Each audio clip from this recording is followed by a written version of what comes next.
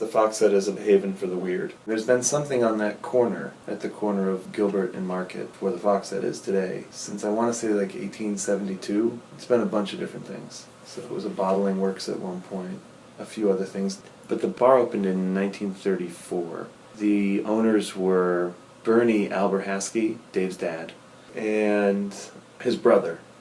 The booths in that bar came out of a speakeasy that the family ran, because the bar opened just after Prohibition.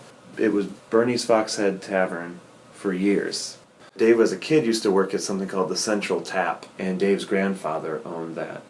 So Dave inherits the bar from his father, and the bar, different kinds of people would show up there, right? So, the Air Force used to do training, either up in Cedar Rapids or down here or whatever.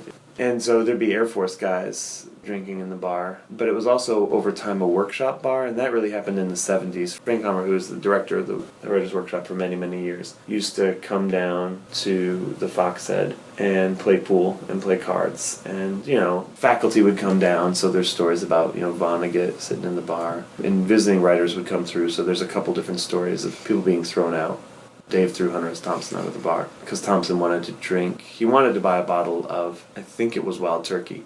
And Dave said, we don't do that kind of thing. And Thompson said, well, how much for a shot? He had a couple young women with him and a guy from the English department, a student. Thompson said, well, I want 4 shots then. And Dave said, okay. And he turned to kind of go out and walk outside of them, and you can't do that. So Dave kind of wheels around the bar and gets in between them and is like, what the hell do you think you're doing? And the undergrad, or the English grad student, says, do you know who this is? And Dave says, yeah, I don't care. If it's the President of the United States, blah, blah, blah. He's yelling and getting all irascible. And Thompson, who's much, much, much taller than Dave, or was, says, what do you want? And Dave says, I want my damn shot glass. Thompson kind of looks at Dave and, drinks the shot glass and drops it. And it rolls along the floor. It doesn't break.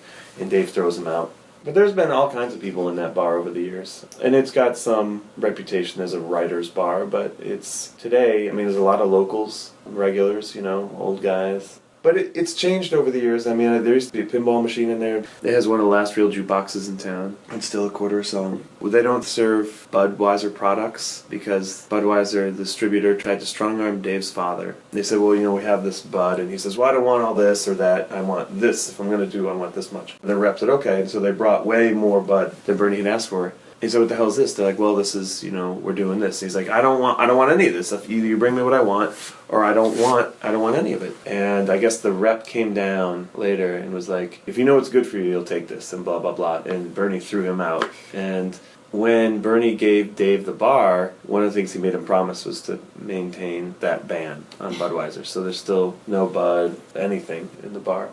It is the oldest bar in town. It's as iconic and as much a landmark as anything else in this town. The Foxhead has been a sponge for live, for people.